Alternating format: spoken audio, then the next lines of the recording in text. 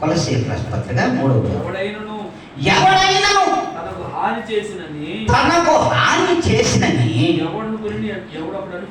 ఎవడు ఒకడు అనుకుని ఎడల వానితో వాను ఒకడై సహించుచు ఒకడినొకడు క్షమించుచు ప్రభువు మిమ్మల్ని ఏ రీతిగా క్షమించాడో మీరు కూడా క్షమించాలి. హల్లెలూయా. అలా క్షమిస్తున్నాం. మనం మందిరంలో ఎక్కుతున్నాము. ప్రభు మనల్ని క్షమించలేదా? మన పాపంలో క్షమించలేదా? మరి అట్టి రక్షకుడైనటువంటి ఆ రక్షకుడే మనల్ని రక్షించి, క్షమించి, కనికరించి, సహకరించి, సహాయం చేసి, సహవాసం చేస్తున్నటువంటి ఆ దేవునికి మాదిరిగా ఉండాల్సిన మనము ఒకరి మీద ఒకరు చాడీ చెప్పుకొని బతికేస్తున్నాం. ఒకరికి ఒకరు కంటకంపుగా బతికేస్తున్నాం. ఒకరికి ఒకరు శత్రువులుగా మారిపోతున్నాం. విశ్వాసుల్లోనే బయట తీసేద్దాం. ఎందుకు ఇలాగా అంటే, నేను మిమ్మల్ని క్షమించిన రీతిగా మీరు ఒకరిని ఒకరు ఎందుకు క్షమించుకోలేదని కూడా దేవుని వాక్యం చెప్తుంది. అక్కడ స్పష్టంగా చెప్తా ఉంది. మీరు ఒకరిని ఒకడు ఎందుకు క్షమించుకోరు? మరి అంటే క్షమించుకుంటేనే కదా నా రక్షణ మీకుంటుంది. నేను ఇచ్చిన రక్షణ కాపాడుకోవాలంటే ఏం చేయాలా? ఒకరిని ఒకరు క్షమించుకోవాలి. అంటే క్షమించగలిగిన నాడు నా రక్షణ మీకుంటుంది, నా రక్షణగా మీరుంటారు అని దేవుని వాక్యం స్పష్టంగా తెలియజేస్తా ఉంది. అంతేకాదు అంటున్నాడు, ఇంట క్షమింపబడుతున్న జనాంగం అందరూ కూడా ఇప్పుడు అన్నాం, మనం అప్పులు తీరిపోవాలి, మనం అవి తీరిపోవాలి, ఇవి తీరిపోవాలి, అనారోగ్యాలు తీసి అన్నీ పోవాలి. కానీ ప్రభుని యేసు క్రీస్తుకి ఇవ్వవలసిన మాత్రం మనం హల్లెలూయా హల్లెలూయా ఇస్తామా? ఇస్తామమ్మా? ఏమో మన సంపాదన అయితేమి, మన ఏదైతే మన దగ్గర ఉన్నదో మనం సంపాదించిన దానిలో దశమ భాగం కూడా ప్రభువుకి ఇవ్వం. ఇది కూడా తప్పే కదా. మన రక్షణ పొందుకున్నటువంటి దేవునికి మనము ఏ మాత్రము ఆయనకి ఇస్తున్నాం. మనం సంపాదించిన దశమ భాగంలో మనకి ఇవ్వడం, మనం ఇవ్వాల్సిన కాను కూడా మనకి. హల్లెలూయా. మన రక్షణ మాత్రం కావాలి. హల్లెలూయా. రక్షణ మాత్రమా? అబ్బో మాకు రక్షించాలి ప్రభు, మేము డబ్బులు మేము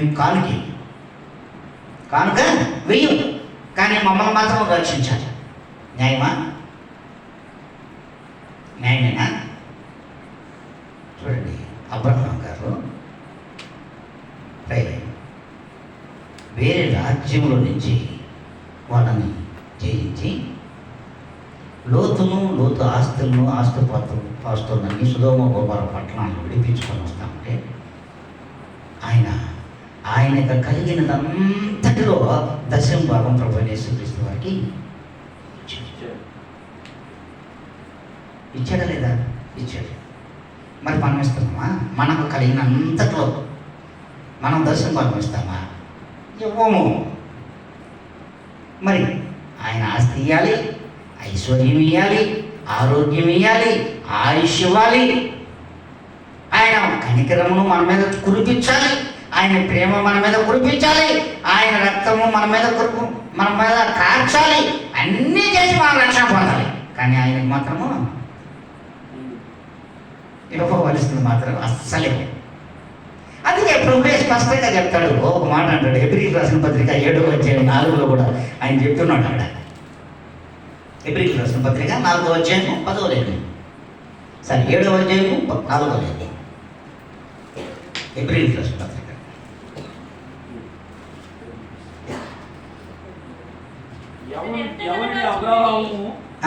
ఎవరికి అబ్రహాము అన్నిటిలో 10వ వంతు ఇచ్చినో ఆ షాలేము రాజును మహోన్నతుడకు దేవుని యాజకుడైన మిల్కీసెదకు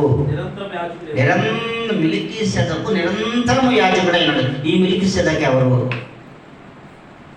ప్రభు నిన్నొచ్చినాడు కాదు, కొత్త నిబంధనల నుంచి ప్రభు వచ్చినాడు కాదు, మరీ గర్భం నుంచి పుట్టినవాడు ప్రభువైన యేసుక్రీస్తు అని మనం అనుకుంటున్నాం. ఆల్రెడీ అంతకు ముందే ఉన్నాడు ఆయన. హల్లెలూయా హల్లెలూయా. దేవాది దేవునికి మహిమ కలుగును. అంతకు ముందే ఉన్నాడు ఆయన. అబ్రహాము అన్నిటిలో 10వ వంతు మెల్కీసెదెకు గారికి ఇచ్చాడు. ఆయనే సాలేము రాజు, నీతికి రాజు. అక్కడ ఉన్నాడు ఆయన.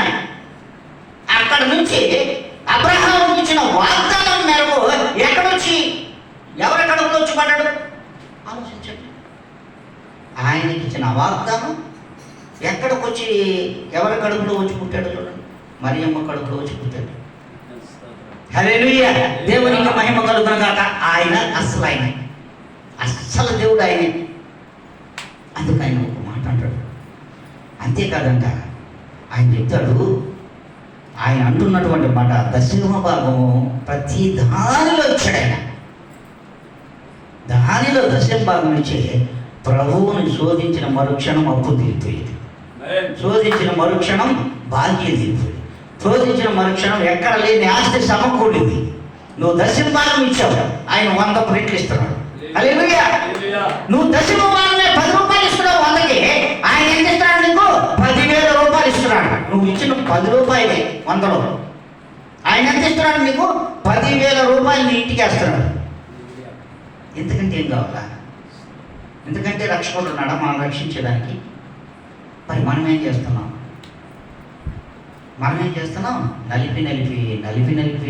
నలిపి పాత కాగితాలు చేస్తాం, దాన్ని చేస్తాం. హల్లెలూయా, హల్లెలూయా, హల్లెలూయా. దేవాది దేవునికి మహిమ కలుగును గాక. అందుకే ప్రభు అంటున్నాడు, నీ యొక్క ప్రతి దానిలో కూడా శ్రేష్టమైనది ఇవ్వాలి. ఆయన శ్రేష్టమైన దేవుడు. ఆయన శ్రేష్టమైన దేవుడు. శ్రేష్టమైనదే ఇవ్వాలి.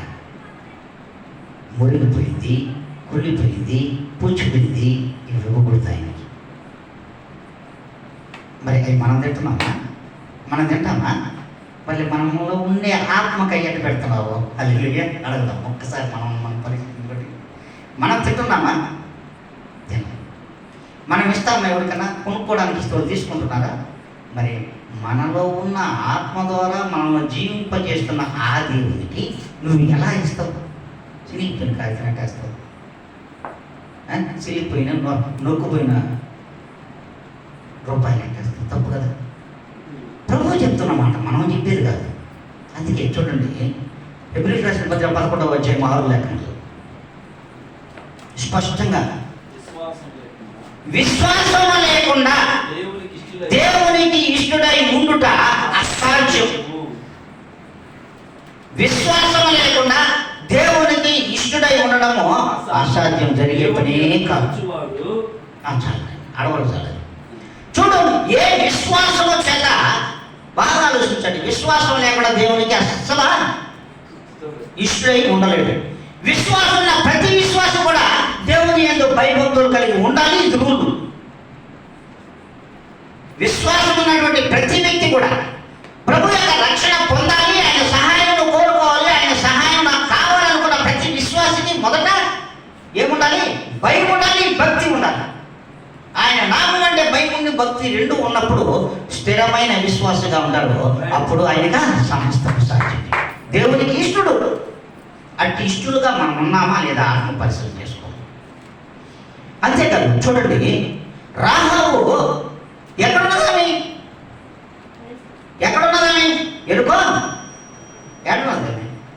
ఎరుకో పట్టణంలో గోడల మీద ఉన్నది. దాన్ని వీటిలను ఆకర్షించుకుంటా ఉన్నది.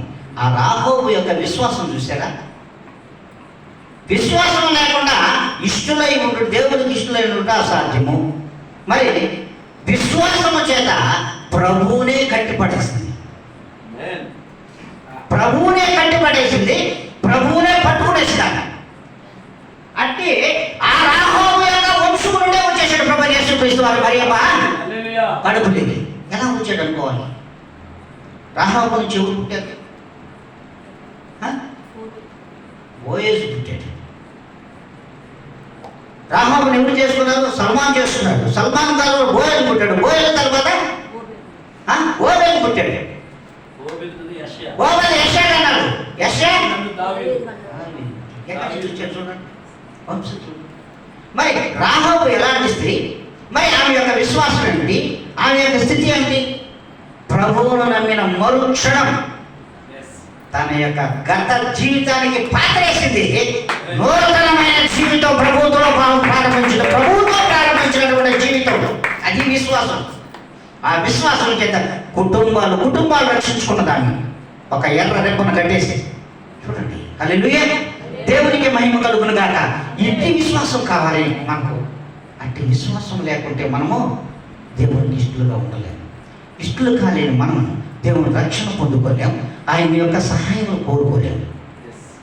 సహాయం కోరుకున్న నువ్వు ఆయన. అందుకే ప్రభువు వారు స్పష్టంగా మాట్లాడుతూ అట్టి రాహోబు యొక్క వంశాంకురమైనటువంటి దావీదు దాకా వచ్చి, దావీదు నుంచి ఎక్కడి వరకు వచ్చి పడ్డాడు?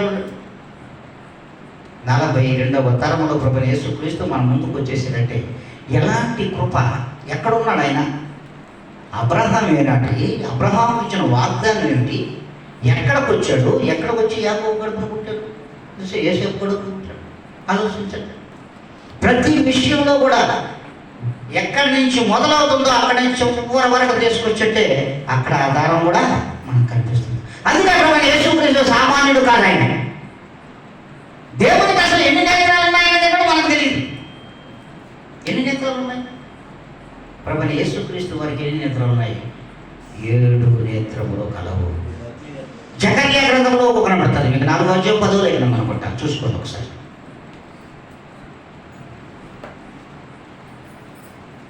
యెహోవా యొక్క 7 నేత్రములు ఆకాశము నుండి జెరుబ్బాబేలు యొక్క అరిచేతిలో ఉన్నటువంటి గుండు నూలును చూస్తున్నాడు.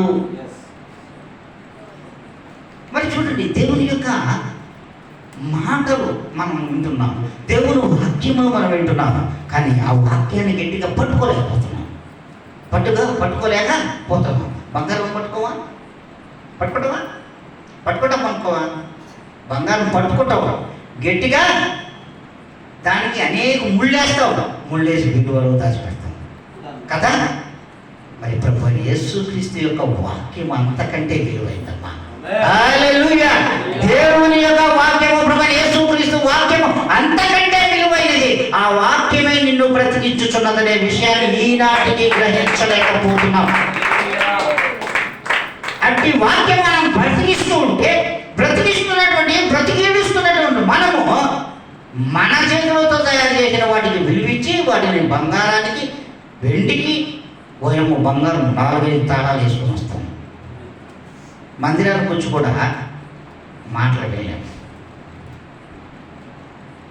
తాళం వేసామో ఏదో వేసి చూచుంటాం, కానీ అనుమానం కదా. అవునా?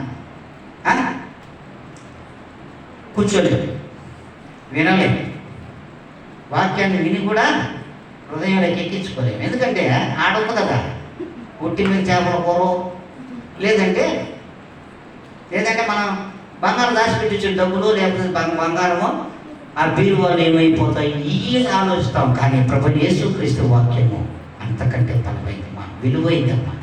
దాన్ని మనం పట్టుకోలేకపోతున్నాం, గట్టిగా ఆకలింపు చేసుకోలేకపోతున్నాం, అరిగించుకోలేకపోతున్నాం. అందుకే ప్రభు వాక్యమే స్పష్టంగా తెలియజేస్తుంది. అయినా ఇన్ని ఉన్నా మనమేమనుకుంటామంటే, ప్రతి ఒక్కరు అనుకునేది ప్రభువైన యేసుక్రీస్తులోకి వస్తే కష్టాలే ఉండవు కదా. అదే కదా అనుకునేది, అందరూ అనుకునేది అదే కదా. ఇది పొరపాటు, ఇది చాలా పొరపాటు అన్నమాట. ప్రభువైన యేసుక్రీస్తులోకి వస్తే కష్టాలే ఉండవు, ఆయన నమ్ముకుంటే ఆ కష్టాలే రావు అనుకుంటున్నాం. కానీ ప్రభువైన యేసుక్రీస్తును నమ్ముకుంటే కష్టాలను అధిగమించి ఓర్చుకునే ఆత్మస్థైర్యాన్ని ప్రభువైన యేసుక్రీస్తు ఇస్తాడట. హల్లెలూయా! దేవునికి మహిమ కలుగును గాక. ఏమి ఇస్తాడో తెలుసా ఆయన? నీ కష్టాలు ఉన్నవని నువ్వు అనుకుంటున్నావు. కష్టాలు ఎన్ని వచ్చినా సరే, ఎన్ని కష్టాలు వచ్చినా, ఎన్ని శోధనలు వచ్చినా, ఎన్ని శ్రమలు వచ్చినా ఓర్చుకునే పట్టుదల కలిగిన ఆత్మస్థైర్యాన్ని ప్రభువైన యేసుక్రీస్తు ఇస్తాడమ్మా. అది ఆయన ఇచ్చేది. అంతటి ఆత్మస్థైర్యాన్ని ప్రభువైన యేసు స్వామి మాత్రమే వాడు, వేరే ఒకడు ఇవ్వలేడు. ఈ లోకం ఎవరు ఇవ్వలేడు. బంధువు ఇవ్వలేడు, స్నేహితుడు ఇవ్వలేదు, కడుపును పుట్టిన బిడ్డలు కూడా ఇవ్వలేరు. అట్టి ఆత్మస్థైర్యాన్ని ప్రభువైన యేసుక్రీస్తు మాత్రమే ఇవ్వగలడు. అందుకే ఆయనకి శక్తి ఉంది. ఆయన సర్వ అధికారమును పొందుకొని ఈ లోకానికి వచ్చేసాడు. సర్వ అధికారం. ఏ అధికారం ఎవ్వడికి ఎక్కడ లేదు. మనం అనుకుంటున్నాం ఎంతో మందికి పూజలు చేసి కూడా జనాంగాన్ని అంతా కూడా ఇందాక చెప్పాను, ఫస్ట్ మాటలో చెప్పాను, మరణము ఏం చెప్పాను నేను, మృతులైన వారు దేవుడిని కనుగొనలేదు. ఇందాక చదివించాను ఇది వాక్యంలో. యోహాను సువార్త 5:25 చూడండి. అట్టి వారందరూ ఎక్కడెక్కడ ఎన్ని పూజలు చేసినా వాళ్ళు కూడా దేవుడికి మొరపెట్టుకోవాలంట ప్రభు యేసు స్వామికి. దేవుడా ఆ మృతులు ఇంకొక మృతులకి జీవమైనటిని ప్రార్థన చేస్తుంటే వాటికి ఏమేమో చేసినా కూడా అవన్నీ మొరపెట్టుకుంటాయంట ప్రభు దగ్గరికి పోయి, అయ్యా వాళ్ళు బుద్ధి లేక నాకు ప్రార్థన చేస్తున్నారయ్యా, నన్ను క్షమించు, ఈ ఘనత అంతా నీకు ఇచ్చేస్తున్నాయి అంటాడంట. ఆ రాళ్ళు, ఆ రప్పలు, ఆ మట్టి దుద్దలు ఇవన్నీ అంట. అయ్యా వీళ్ళు ఈ బుద్ధి లేని జనులు అంటే మృతులైన ఈ జనులు చేస్తున్న ఈ పూజలన్నీ నాకు కాదయ్యా, ఇదిగో మీకు ఇచ్చేస్తాను అంటున్నారు. హల్లెలూయా, హల్లెలూయా. ఇవన్నీ మీకు ఇచ్చేస్తున్నాము మూట కట్టి మమ్మల్ని క్షమించాయి అంటున్నారంట. ఆ విషయం తెలియదు మనోడికి. అందుకే దేవుడు అంటున్నాడు స్పష్టంగా, ప్రభు యేసుక్రీస్తు వారిని నమ్ముకుంటే కష్టాలు రావు అని నువ్వు అనుకుంటున్నావు. కష్టాలు, ఎంత కష్టాలు, ఎన్ని శోధనలు, ఎన్ని శ్రమలు వచ్చినా తట్టుకునే ఆత్మస్థైర్యాన్ని ప్రభు యేసుక్రీస్తు ఇస్తాడు. ఇది నిజమైన మాట. అందుకే ప్రభు అంటున్నాడు ఏదన్నా స్పష్టంగా. తొందరగా వెళ్దాం. మార్క్స్ వార్త 10:49 లేఖనం. మొట్టమొదట నీకు ఉండవలసిన ప్రభుత్వం రావాలంటే మొదట ఏముండాలో చూడు. మార్క్స్ వార్త 10:49 లేఖనం. మార్కు శుభవార్త. అప్పుడు యేసు నిలిచి వారిని ముందుకెళ్ళి 49 నువ్వు 50 చదివే 49 ఆన్సర్. యేసు నిలిచి వారిని పిలువుడని చెప్పగా వారా గుడ్డి వారిని పిలిచి ధైర్యము తెచ్చుకొనుము, ఆయన నిన్ను పిలుస్తున్నాడు. హల్లెలూయా, హల్లెలూయా. చాలు. ధైర్యము తెచ్చుకొనుము, ఆయన నిన్ను పిలుచుచున్నాడు. ఆడ తేమయ్య కుమారుడు బర్తిమయ్య ఉన్నాడు, గుడ్డోడు, గుడ్డి పెంచుకుంటున్నాడు. తేమయ్య కుమారుడు బర్తిమయ్య ఒక గుడ్డి పెంచుకొని వాడు కూర్చో ఉన్నాడు. గుడ్డి పెంచుకుంటే ఏం పెడతాడమ్మా? ఏముంటాయి ఆయన దగ్గర? ఒక కర్ర ఉన్నది, ఒక బొచ్చు ఉంటుంది, కింద ఒక కొట్టు ఉంటుంది, అంతే కదా. ఇంకేమన్నాయా? ఇది కనపడదు.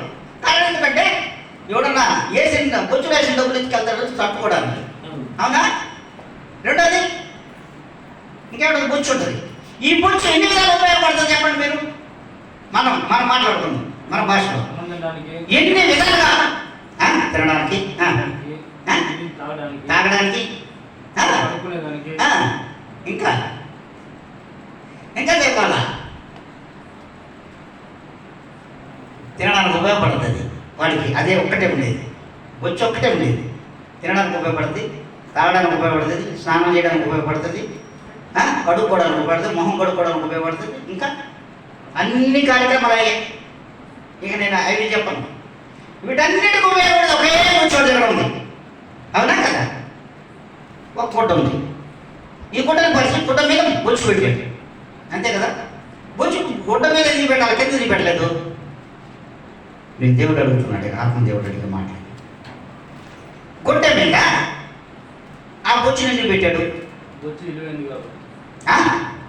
గుడ్డ విలువైంది కదా, చెప్పాలా? కాదు, బొచ్చు విలువైంది కదా, గుడ్డ విలువైంది.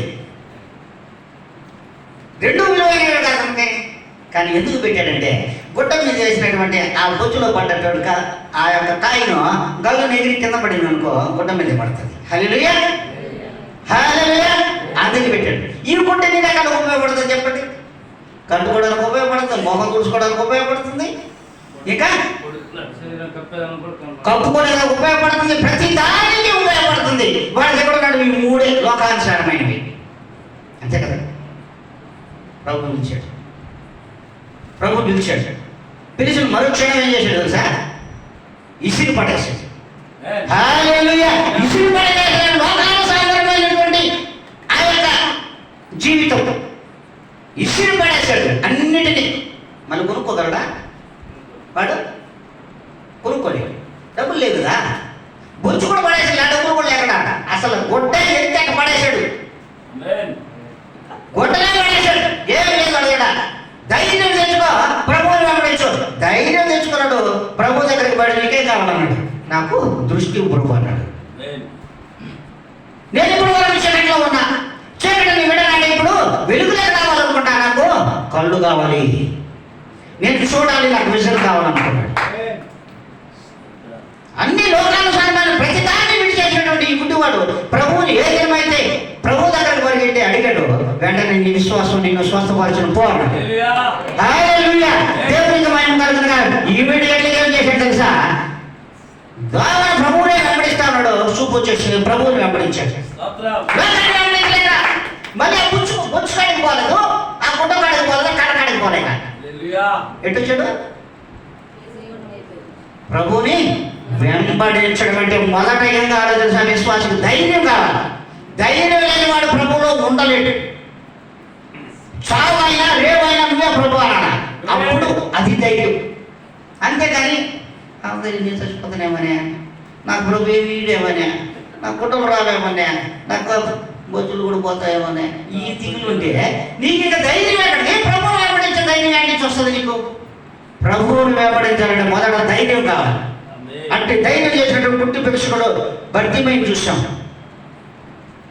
భర్తీమయ్య ఏమన్నాడు తెలుసా? ప్రభువుని వెంబడించాడు, సర్వము ప్రభు అన్నాడు. ప్రభువుని వెంబడిస్తున్నాడు గుడ్డోడు అయిపోయినాడు. హల్లెలూయా! ప్రభు ఇన్ని కార్యాలు చేస్తుంటే కూడా ఇంకా కూడా ప్రభువు మీద అవిశ్వాసంతోనే జీవిస్తున్న విశ్వాసవంతుడు. గుడ్డోడు వెలుగులోకి వచ్చాడు, వెలుగులో ఉన్న గుడ్డు జనంతో బతుకుతున్నాడు, చీకట్లోనే బతుకుతున్నాడు. చూడండి, ఒక్కసారి మనం ఆలోచించుకున్నాం. ప్రభు యేసు స్వామి ఇన్ని కార్యాలు చేసినా కూడా మనం ఇంకా ప్రభువును పూర్తిగా ఎరగలేకపోతున్నాం, ప్రభువును విశ్వసించలేకపోతున్నాం, ప్రభువుతో నడవలేకపోతున్నాం, ప్రభువులో జీవించలేకపోతున్నాం. మరి గుడ్డోడు చూడండి, ఒక గుడ్డివాడుకు ఉన్నటువంటి జ్ఞానం కూడా మనకు లేకుండా పోతుందంటే అట్టి జ్ఞానం కలిగినటువంటి గుడ్డివాడు చూపును పొందుకున్నాడు. అందుకే మొదట మీకు ధైర్యం ఉండాలి. ఏది ఏమైనా నాకు ప్రభువే కావాలి, ప్రభువే నా సర్వస్వం అని ఏ దినమైతే నువ్వు అనుకుంటావో ఆయన సర్వ భూమికి రాజు అయినాడు, సర్వ ప్రపంచములకు రాజు అయినాడు, సర్వ సృష్టికర్త ఆయన, సర్వాంతర్యాలు కూడా ఆయనే. నువ్వు పుట్టక మునిపే నీ అంతం, నీ యొక్క అంతం తెలుసు. నువ్వు పుట్టక మునిపే, నేను పుట్టక ముందు నా చావు ఆయనకి తెలుసు, నాకు తెలియదు. నన్ను కన్నా నా తల్లిదండ్రులు తెలియదు. నా చావు ఎవరికి తెలుసా? నా ప్రభువుకు తెలుసు. నేను పుట్టక ముందే తెలుసు. అందుకే ప్రభు అంటున్నాడు, ఈ దినమున ఏ దినమైతే మనం ఈ దినమున ప్రభువుని ఎప్పుడైతే ధైర్యంగా మనము వెంబడించగలమో ఆ ధైర్యంతో సకల కార్యములు జరిగిస్తాడమ్మా. గత సంవత్సరం అయితే కరెక్ట్గా ఆగస్టు 30వ తారీఖు నాకు బ్రెయిన్ స్ట్రోక్. ఆగస్టు 30వ తారీఖు ఈ కుడి భాగంలో ఒక బ్రెయిన్ అంతా కూడా తెరపైపోయింది. Brain stroke. ఈ కాల్లో చెయ్య అడిపోయింది. శుక్రవారం మొత్తం అసలు నేను బ్రతకనేమో అనే కాన్సెప్ట్ నాకు ఉంది, కానీ నేనే మాట్లాడుతున్నాను, నేనే కార్ డ్రైవింగ్ చేసుకున్నాను. శుక్రవారం రోజు మామూలుగా ఫాస్టింగ్ ప్రేయర్. అందరూ అంటున్నారు, సార్ ముందు హాస్పిటల్కి వెళ్దాం, తర్వాత వచ్చి చూసుకుందాం. హాస్పిటల్ కాదు, 7:30కి ప్రేయర్కి వెళ్ళాలి. ముందు ప్రేయర్, తర్వాతే ఆరోగ్యం. ముందు దేవుని కార్యం చూసుకున్నాం. 9:30 వరకు మందిరంలోనే ఉన్నా. కరెక్ట్గా 10 గంటల నుంచి బయలుదేరే నెల్లూరుకి. అప్పటికే ఒక సైడ్ వెళ్ళిపోయింది, నాకు వెళ్ళిపోయింది, చెయ్యి కాలు అయినా నేనే కాలు తవ్వుకుంటూ వెళ్ళిపోయాను. మందిరంకి వెళ్ళి అక్కడికి వెళ్ళిపోయిన తర్వాత డాక్టర్లు కూడా లేదు. డాక్టర్ దగ్గరికి పోతే 11 గంటలకి ఎంఆర్ఐ రాశారు. ఎంఆర్ఐ స్కాన్ చేసుకుంటే మొత్తం అయిపోయింది, మీరు పోయి ఉంటాడని చెప్పారు ఆయన. ఎవరు? నాకు ముందు రాస్తే చచ్చిపోతాడు అనుకున్నాను. ఆమె లేదు ఈడ. ఆ మీరు శిష్యులు ఎడో మహాబలిపురం ఉంది. ఆమె ఫోన్ చేసి అసలు ఈయన ఉన్నాడు ఈ అబ్బాయి అని అన్నా. ఈ డాక్టర్ గారు అసలు బతుకున్నాడు, ఇంకా బ్రహ్మాండంగా ఉన్నాడు మేడం. అయితే మొత్తం లేదు, బ్రెయిన్లో ఒక సగభాగం ఎగిరిపోయింది, మొత్తం ఫీజులు కలిపినాయి, ఇంకా బతుకుంటాడు అబ్బానే, బాగున్నాడు. సరే, శనివారం అంతా హాస్పిటల్. శనివారం రాత్రి మళ్ళీ 7 గంటలకు డిశ్చార్జ్. శుక్రవారం నుంచి మొదలైంది. ఆదివారం 7 గంటలకు డిశ్చార్జ్, శనివారం 7 గంటలకు డిశ్చార్జ్ అవ్వాలి. ఆమె అస్సలు పంపద్దు, నేను వచ్చేదాకా ఉంచమనింది హాస్పిటల్. అయినా నేను ఒకటే చెప్పాను, సార్ నేను రేపు పొద్దున పరిచయం చేయాలి, రేపు మెసేజ్ 2 మందిరాలు ఇవ్వాలి, వెళ్ళాల్సిందే. దేవుడి పని తర్వాతే, ఉంటే ఉంచుకుంటాడు, లేకపోతే ఓడగొట్టేస్తాడు. దేవుడికి మహిమ కలుగును కాదు. ఉంచుకుంటాడు, లేకపోతే ఓడగొట్టేస్తాడు. దేవుడిది ఇది శరీరం అని ఇచ్చేసి.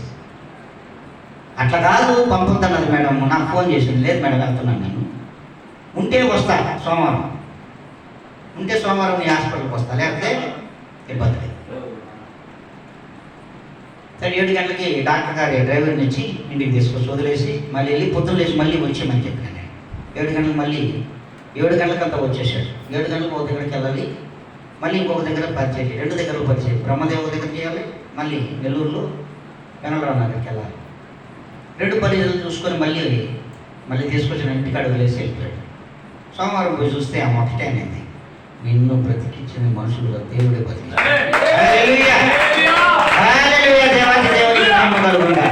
నిన్ను దేవుడు బ్రతికించాడు తప్ప నువ్వు నమ్ముకున్న దేవుడు బ్రతికించాడు. కానీ మా దగ్గర ఏమీ ట్రీట్మెంట్ జరగలేదు నీకు అనేది ఒకే మాట.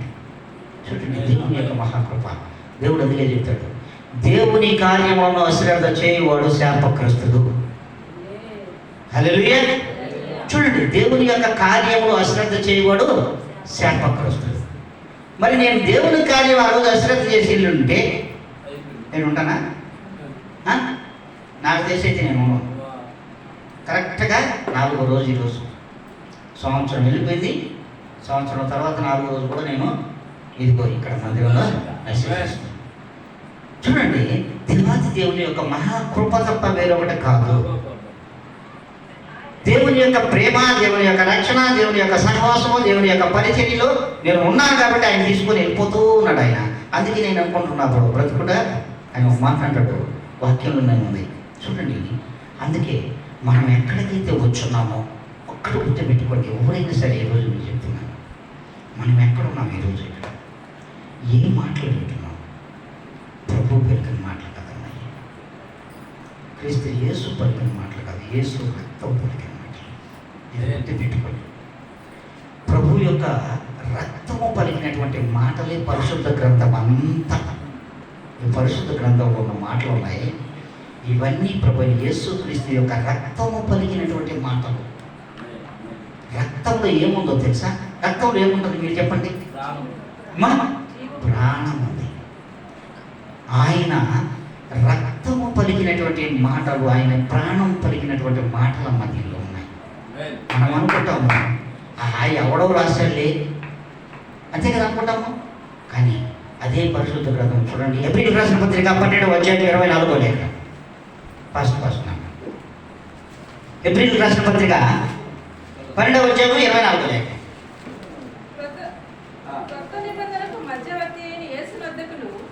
క్రొత్త నిబంధనకు మధ్యవర్తి అయిన యేసునొద్దకును హేబేలు కంటే మరి శ్రేష్టముగా పలుకు ప్రోక్షణ రక్తమునకును మనము వచ్చి ఉన్నాము. హల్లెలూయా. అక్కడ మనం అని పెట్టుకోండి, మీరు పక్కన పెట్టింది. హేబేలు కంటే శ్రేష్టమైన రక్తము పలికిన పలుకుల దగ్గరకు ప్రభువైన యేసుక్రీస్తు యొక్క పలుకుల దగ్గరకు వచ్చినాము. ఆయన రక్తం పలికిన పలుకులు అమ్మాయి. ఆ పలుకుల దగ్గరకు వచ్చినటువంటి మనము ఎంత ప్రాణం పెట్టి వినాలో ఆలోచించడమ్మా. ఒక్కసారి ఆలోచించండి, మనల్ని మనం పరీక్షించుకోండి. ఎంత ప్రాణము పెట్టి ఆ మాటలు వినాలి మనం. ఆయన ప్రాణంతో, ఆయన రక్తం పలికినటువంటి మాటలో మనం వింటున్నాము. ఆయన ప్రాణం మనలో ఉంది, అంతే కదా? ఆయన ప్రాణం మనలో ఉంది. ఆయన ప్రాణం పలికిన మాటలు మనలో ఉంచుకోవాలా వద్దా? వదిలేయాలా? ఉంచుకోవద్దా? మరి మనం ఎందుకు వదిలేస్తున్నాం మా ప్రభుని? ఒక్కసారి ఆలోచించండి. మనం ఎందుకు ప్రభువుని ఆ రీతిగా మనం ఎందుకు వదిలేస్తున్నాం ఆయన్ని? అందుకే ప్రభు అంటున్నాడు, ఎప్పుడైతే ప్రభు యొక్క మాటలు వినమో, ఎప్పుడైతే ప్రభు యొక్క మందిరంలో ఆయన మాటలు వినకుండా, ఆయన మాటలు పట్టించుకోకుండా, ఒకరు గిల్లుకుంటా, వారు గీచుకుంటా, ఒక నిందలు వేసుకుంటూ, ఒకరు కొనుక్కుంటారు, సొనుక్కుంటారే, వీరికి కూడా తీర్పు వేయడం ఉండదు మందిరం. హల్లెలూయా, హల్లెలూయా. మందిరంలోనే ఉంది, మందిరంలో రెడీగా ఉందంట.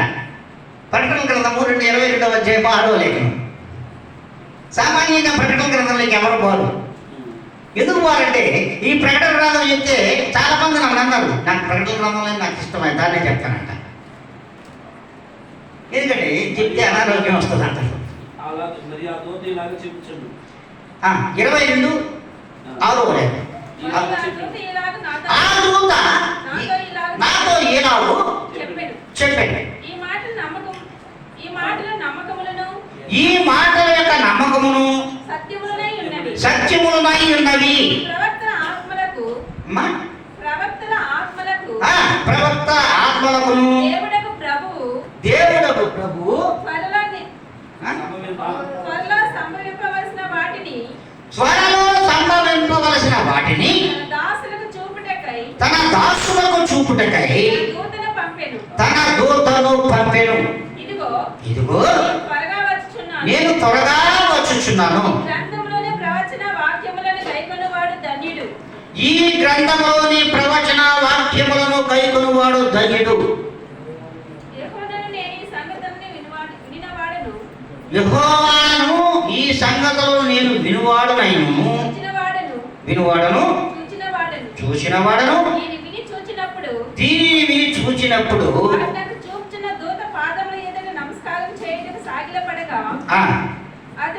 అతడు వద్దు సుమి, నేను నీతోను.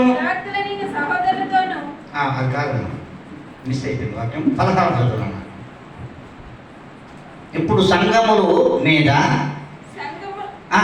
చూడు, సంఘముల కోసము ఈ సంగతులను గూర్చి మీకు సాక్ష్యం ఇచ్చడం యేసు అను నేను ఒక దూతను పంపి ఉన్నాను. చాలా మడవడు సార్. చూడండి, ప్రభు యేసు స్వామి అంట సంఘముల మీద, సంఘముల కోసము ఈ సంగతులను గూర్చి మీకు సాక్ష్యం ఇచ్చుటకు యేసు అను నేను ఒక దూతను ఈ మందిరంలో ఉంచాను. హల్లెలూయా. మీకు తెలియకుండా, సంఘ కాపరులకు తెలియకుండా, సొలొమోను బాబుకు కూడా తెలియదు ఒక దూత ఉంది. ఆ విషయం తెలుసో తెలియదు. మనం ఎవరిని సనుక్కున్నా, పాస్టర్ గారిని సనుక్కున్నా, దేవుణ్ణి సనుక్కున్నా, మనకు రక్షణ లేదు.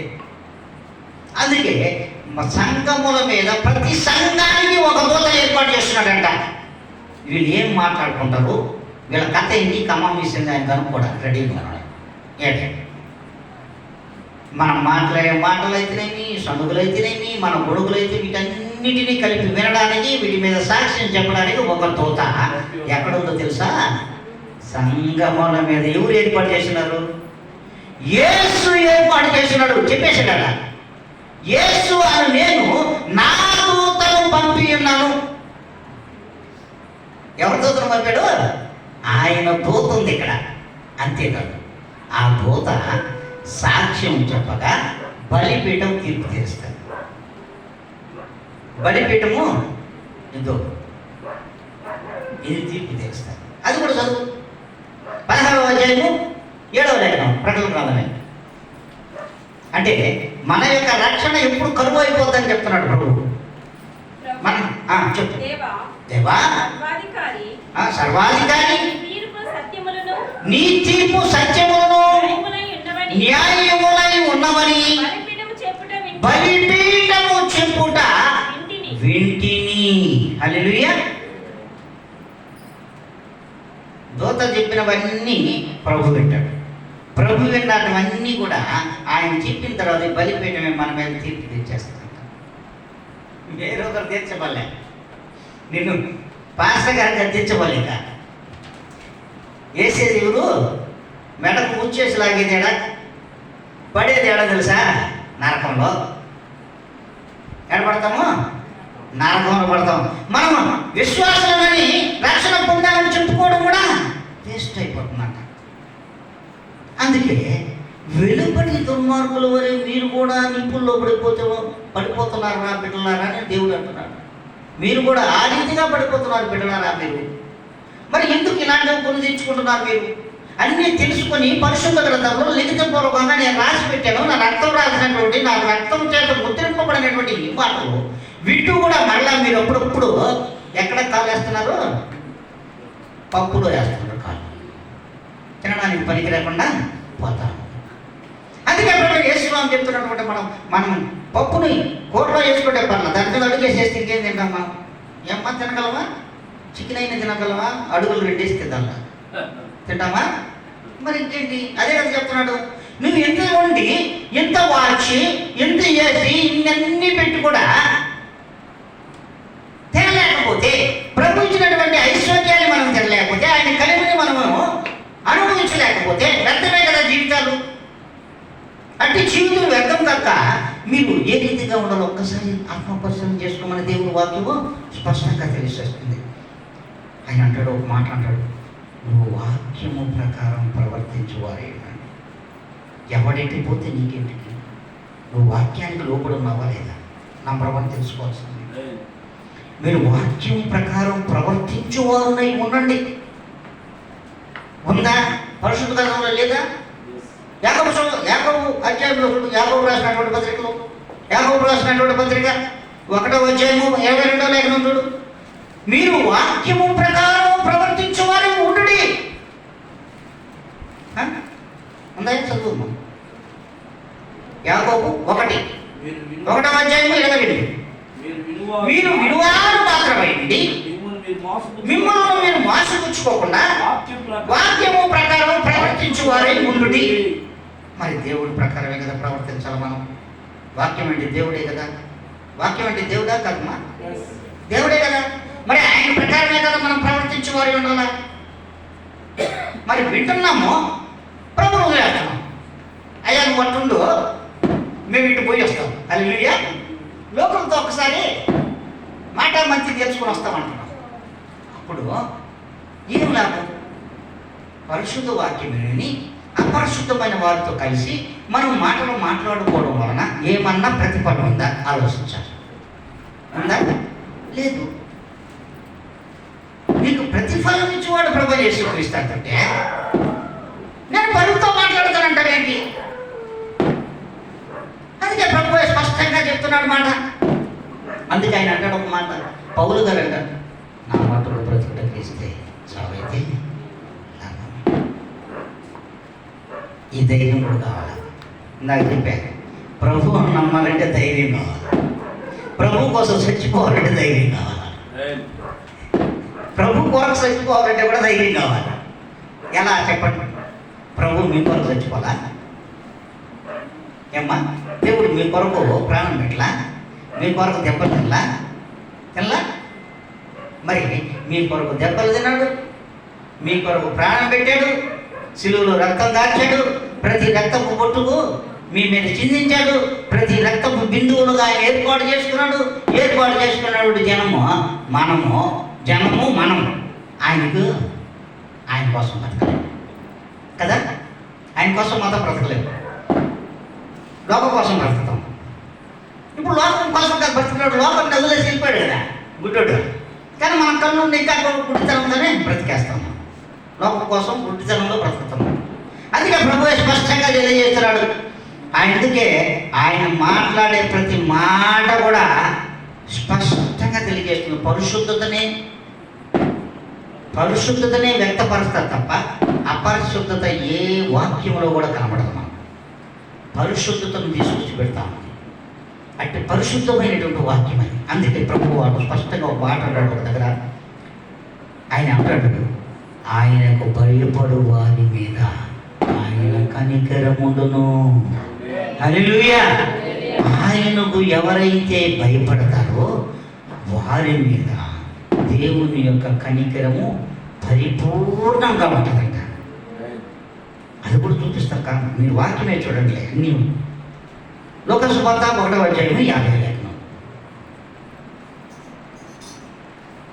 ఆయనకు భయపడే వారి మీద ఆయన కనికరము ఉండును. అలాగే యోహాను సువార్త 7వ అధ్యాయం 16వ లేఖనం కూడా చూడండి ఒకసారి. యోహాను సువార్త తరతరములు ఉండును. మామూలుగా మనం ఏమనుకుంటున్నాం, ఒక తరం అనుకుంటున్నాం కదా, అవును కదా. ఆయనకు భయపడే వారి మీద ఆయన కనికరము తరతరములు ఉండును. మనం ఏమనుకుంటున్నాము, మన తరం ఉంటే చాలు అనుకుంటున్నాం. కానీ ఆయనకు భయపడ్డాడు కాబట్టి అబ్రహాము నుంచి ఎక్కడ దాకా ఉన్నది, తరతరములు 42వ తరం దాకా ఉంది. ఎన్ని తరాలు ఉన్నాయి చూడండి. మరి మనం భయపడితే మన తరతరాలు కూడా కనికరం ఉంటుందా, ప్రభు యొక్క కనికరం ఉంటుందా? మరి ఆ కనికరము మనం పొందుకోలేకపోవడానికి కారణము మనకున్నటువంటి అదుపు తప్పినటువంటి జీవితం. ప్రభువులో అదుపు తప్పి లోకంలో పోయి పడిపోతున్నాం. మళ్ళీ కాలు అదుపు తేడపడతాం, కైలో పడతాం, అంతే కదా. గిడెని మీద పడతా ఉన్నాము, గమ్మక్కలు అదుపు తేడపోదాం, బురదలో పడిపోతాం కైలు. అలాగే మనం ఏం చేస్తున్నామంటే ప్రభువు చూపించినటువంటి త్రోవలో నడవలేక అదుపు తప్పి ఎక్కడ పడుతున్నామో లోకంలో పడిపోతాం. లోకంలో పడిపోయినందువల్ల ఆయన కనికరాన్ని కోల్పోతున్నాం, ఆయన రక్షణ కోల్పోతున్నాం, ఆయన సహాయాన్ని కూడా కోల్పోతున్నాం. ఆయన ద్వారా మనం సంరక్షణ పొందలేకపోతున్నాం. అందుకే ప్రభువే స్పష్టంగా చెప్తున్నాడు ఆ మాటలు, మనం చెప్తున్న మాటలు కాదు కదా. మరి ఏ రీతిగా మనం రక్షణ పొందుకోగలం చెప్పండి. ఆయన రక్షణ కావాలంటున్నాం, ఆయన రక్షణ మనకు కావాలంటివి, ఆయన సహాయం మాకు కావాలంటివి, ఆయన కనికరము మాకు కావాలంటివి. నాకు కావాలి, నా బిడ్డలకు కావాలి, అంతే కదమ్మా. మనం ఇంతకుముందు అంటే నేను కూడా అడుగునే, కానీ అక్కడికి వెళ్ళినప్పుడు వాళ్ళు ఏదో పత్యారం పెడుతుంటే అయ్యే మాకు పెట్టు, నా బిడ్డలు ఇంటికాడ, నా బిడ్డలకు పెట్టు, మా తమ్ముళ్ళకి పెట్టు, మా అన్నకు పెట్టు, మా చిన్నాయనకి పెట్టు. హల్లెలూయా, అవునా కదా. ప్రభు మాట్లాడే మాటలు ఏమంటున్నాడంటే నీకు కనికరము తరతరము ఉండాలంటే పెట్టడం కాదు, నేను ఆశీర్వాదమునే నేను ఇంటి మీద కురిపరిస్తానంటున్నానే. తరతరము ఉంటాయి నువ్వు భయపడితే, ప్రభువుకు భయపడితే. ఇవైనాడైతే నువ్వు భయపడతావో కనికరము తరతరములు ఉంటుందన్నాడు. భయపడ్డాడు కాబట్టి అబ్రహాము యొక్క తరములు ఎక్కడికి వచ్చి నిలిచిపోయారు చూడండి. నిలిచిపోవాలా, ఇంకా కూడా నిలిచి వస్తూ ఉన్నాడు ఆయన. ప్రభు యేసుక్రీస్తు వారు నిలిచిపోయాడని మనం అనుకుంటున్నాం. ఆయన నిలిచి మన మధ్యలో ఈ దినమున పరిశుద్ధాత్మ దేవుడై మనలో మధ్యలో జీవిస్తున్నాడు. మన మధ్యలో ఆయన మాటలను ఇదిగో ఈ బూడిదయు ధూళినటువంటి నా ద్వారా ఆయన మాట్లాడుతూ ఉన్నాడు. ఎంతటి వాళ్ళం మనం ఆలోచించండి. ఒక్కసారి మనం పరీక్షించుకుంటే, మన ఆత్మను మనం పరీక్షించుకోగలిగితే ఇంతకంటే ధన్యకరమైన జీవితం ఆలోచించండి. యోహాను సువార్త 7:16 చదువునా. 7:16 అయిపోయింది. అందుకు భయాక్రాంతులై మనలో గొప్ప ప్రవక్త బయలుదేరి ఉన్నాడనియు దేవుడు తన ప్రజలకు దర్శనం గ్రహించి. కాదు, నువ్వు చాలా త్వరగా వెళ్ళిపోయావు. అందుకు యేసు నేను చేయు బోధనాది కాదు, నన్ను పంపిన వానిదే. 7:16 చూడండి. ఈరోజు నా బోధన అది కాదు, ఈ బోధ అంతా నాదని నేను అనుకుంటున్నా. మీరు అనుకున్నారేమో నాది అసలు కాదు. నా దేవుడు ఇచ్చింది, నా దేవుడు ఇచ్చినటువంటి ప్రాణం చేత, నా దేవుడు ఇచ్చినటువంటి ఈ దేహం చేత ఈ దినము నా దేవుడు ఆయన రక్తం ద్వారా పలికించిన మాటల చేత ఈ బోధ ఆయన చేస్తున్నాడమ్మా, నాకు కాదు. నేను అస్సలు నా మాటలే కాదు. నా మాటలన్నీ ఎట్లా ఉంటాయంటే సూదు, ముందు, దారం, అంతే. సూది వేయడమా, మాత్ర ఇవ్వడం, అంతే కదా. మరి నా మాటలు కాదు ఇవి, నా ప్రభువు యొక్క బోధ ఇది. నా బోధని నేను చెప్పుకోవడం వ్యర్థం. అందుకే దేవుని యొక్క ఆత్మ మనలో నుంచి మాట్లాడుతున్నాడు తప్ప నా ఆత్మ ఈ ఆత్మే నాది కాదు, ఈ ఆత్మే నాది కాదు, నా దేవుని ఆత్మ. మరి చూడండి, చివరికి ఒక్క మాట మాట్లాడినా చదివేసి 12వ అధ్యాయం హోషేయ గ్రంథంలో, మళ్ళీ హోషేయకి వస్తున్నాం, మళ్ళీ స్టార్టింగ్కి వచ్చేసి 12వ అధ్యాయము 5-6 లేఖనాలు. ఎక్కడి నుంచి అయితే మొదలు పెట్టామో అక్కడికే వచ్చి ఆగిపోవాలా. ఎక్కడ మొదలు పెట్టాం మనం? హోషేయ గ్రంథం నుంచి మొదలు పెట్టాం. యెహోవాను సైన్యములకు అధిపతి యెహోవా యెహోవా అని సైన్యములకు అధిపతి యెహోవా అని ఆయనకు జ్ఞాపకార్థ నామము. కాబట్టి నీవు నీ దేవుని తట్టు తిరగవలెను, కనికరమును న్యాయమును అనుసరించుచు ఎడతెగక నీ దేవుని యందు నమ్మిక ఉంచుము. హల్లెలూయా. అసలు విషయం చెప్పినా మీకు ఎప్పటి వరకు మన యెహోవా దేవుడు యెహోవా దేవుడు అంటున్నాడు. ఇది జ్ఞాపకార్థమైన నామమే. అస్సలు దేవుడు ప్రభువైన యేసుక్రీస్తు ఇక్కడ రాసింది అది. హల్లెలూయా. ముందు గట్టిగా అస్సలు దేవుడు ఎవరు తెలుసా? ప్రభువైన యేసు స్వామి. ఇది కేవలం జ్ఞాపకార్థమైనటువంటి నామమే. మనం అప్పుడప్పుడు తగిలించుకుంటాం ఒక పేరు, తోకలు తగిలించుకుంటాం. ఆ తోక లాంటి నామమే తప్ప ప్రభువైన యేసు స్వామి నిజమైన దేవుడు. ఇది ఇక్కడ రాసేసాడు ఆయన. మనం ఇది చదువుకోం అప్పుడప్పుడు. ఇది ఏం చెప్తున్నాడంటే మళ్ళీ కూడా చదువుకోండి. యెహోవా అని సైన్యములకు అధిపతి యెహోవా అని ఆయనకు జ్ఞాపకార్థ నామం అని. ఎవరికి? ప్రభువైన యేసు స్వామిది. అందుకే ఆయన అంటున్నాడు ఇక్కడ, కాబట్టి నీవు నీ దేవుని తట్టు తిరగవలెను, కనికరమును న్యాయమును అనుసరించుచు నీవు నడుచుకొనుము. ఇది జ్ఞాపకార్థమైన నామమ్మ. యేసయ్యే నిజమైన దేవుడు. అందుకే క్రీస్తు అంటే ఏమన్నాం మనము? అభిషిక్తుడు. యేసు అంటే రక్షకుడు. అభిషిక్తుడైనటువంటి రక్షకుడు ప్రభువైన యేసు క్రీస్తు. అంటే అభిషిక్తుడు అంటే పరిశుద్ధాత్మ దేవుడు. ఆయనే ఉత్తరవాది, ఆయనే సమాధానకర్త, ఆయనే సర్వాధికారి. ఆ సర్వాధికారి దైవ కుమారుడుగా దైవ మానవుడుగా ఈ లోకానికి వచ్చాడు. దైవ కుమారుడుగా దైవ మానవుడుగా ఈ లోకానికి వచ్చాడు. మానవుడైనటువంటి ఒక దైవము మనలను రక్షించడానికి వచ్చినటువంటి దేవుడు. ఇది జ్ఞాపకార్థమైన నామమే యెహోవా నామం. అందుకే స్పష్టమైన వాక్యం సెలవిస్తోంది, ప్రభువైన యేసుక్రీస్తు నిజమైన రక్షకుడు, నిజమైన దేవుడు, నిజమైన స్నేహితుడు, నిజమైన సహవాసి, నిజమైన ఆస్తి, నిజమైన కుమారుడు, నిజమైన తండ్రి. ఇన్ని నామములు ఆయనకు ఉన్నాయి. అందుకే ప్రభువైన యేసుక్రీస్తు అయ్యాడు. మనం అనుకునేది యెహోవా దేవుడు ఒక నామం, క్రీస్తు యేసు నామం ఒక నామం. ఒకే నామము, అన్ని నామముల కన్నా ఉన్నతమైన నామము ప్రభువైన యేసుక్రీస్తు యొక్క నామము. అందుకే ప్రభు మన స్పష్టంగా మీతో మనతో మాట్లాడుతున్నాడు. ఆయన మాట్లాడేటువంటి ఈ మాటలు ప్రభువు పలికిన మాటలు కానీ నాయ కాదు. ఈ మాటలన్నీ కూడా మీలో స్థిరముగా, ఈనాటి నుండి స్థిరముగా మీలో నిలిచి ఉండును గాక. ఆమేన్. చిన్న పాట పాడుకున్నాం.